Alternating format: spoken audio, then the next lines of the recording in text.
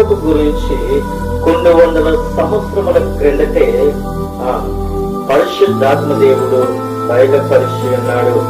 ఏమని బయలుపరిచి ఉన్నారు? ఎవరికి బయలుపరిచి ఉన్నారు అంటే ప్రవక్త అయిన యెషయాకు బయలుపరిచి ఉన్నారు.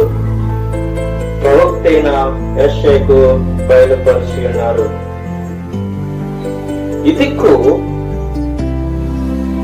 ఇదిగో ఒక కన్య గర్భము ధరించి ఒక కుమారుని కని ఆయనకు ఇమ్మానుయేలు అనే పేరుతో పిలుస్తుందని ప్రవక్తైన యెషయా ప్రవచించినట్లుగా మనం చూస్తూ ఉన్నాము.